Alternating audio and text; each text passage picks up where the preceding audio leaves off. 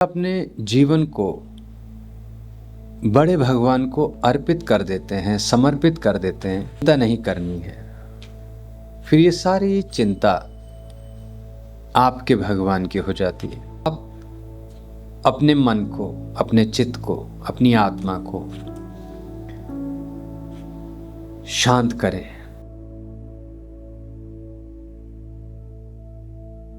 जो भरोसा आपको स्वयं पर है या भगवान पर है, वो कितना मजबूत है। यदि आपका भरोसा अपने ऊपर, अपने भगवान के ऊपर नहीं होगा, यदि आप कमजोर हैं, तो फिर आपका काम भी कमजोर ही होगा, उसमें भी नुकसान ही होगा। और यदि आपको विश्वास है स्वयं के ऊपर, अपने भगवान के ऊपर, तो फिर आपको कौन रोक सकता है? फिर आपकी विजय पक्की है, आप जरूर जीतेंगे। आपका जीवन आपके विश्वास पर है, हार माननी ही नहीं है। पर मैं तो बार बार हार रहा हूं जीवन में, आपने मानना ही नहीं है। उस व्यक्ति को हराना नामुमकिन है जो हार मानता ही ना हो। आपने वैसा बन जाना है, हार माननी ही नहीं है। महादेव पर जब आप जल चढ़ाते हैं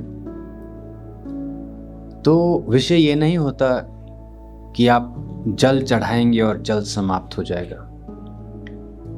पृथ्वी पर कभी भी ऐसा समय नहीं था और न आएगा कि जल समाप्त हो गया। प्रचुर मात्रा में पृथ्वी पर जल है।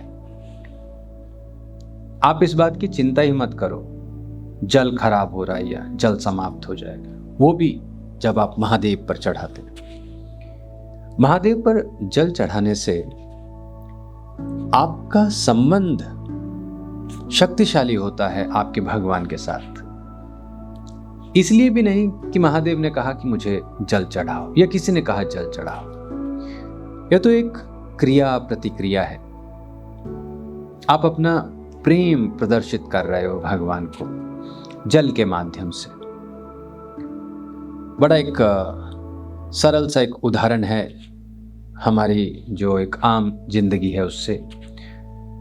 घर में कोई अतिथि आए या कोई नया व्यक्ति आता है बाहर से, तो पहली चीज हम उसे जल देते हैं। क्यों देते हैं? अपना प्रेम दिखाने के लिए, उनका सम्मान करने के लिए। घर में कोई आया बाहर से तो थोड़ा थका होगा, थोड़ा जल देना।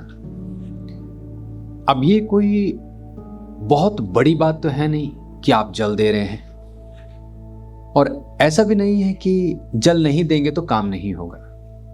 लेकिन अब सोचो, यह व्यवहार कितना सुंदर है कि कोई आया, सबसे पहले आपने पूछा जी पानी लेंगे, और आपने उनको पानी दिया।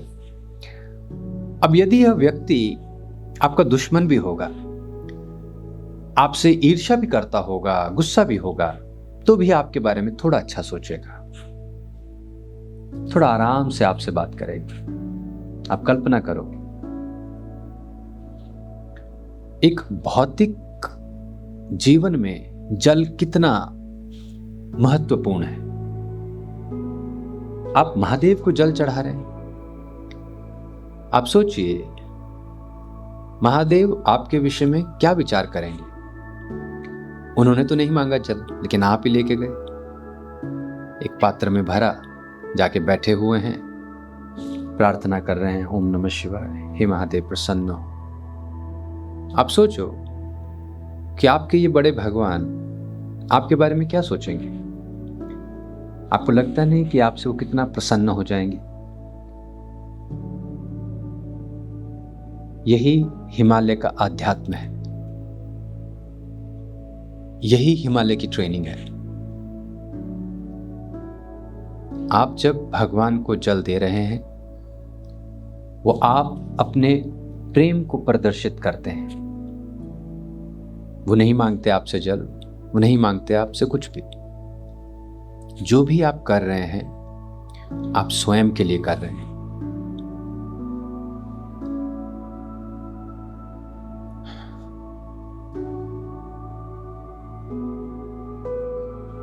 सांस का आना और जाना ही जीवन है।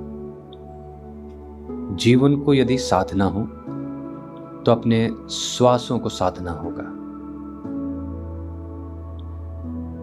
नमो हिमालय।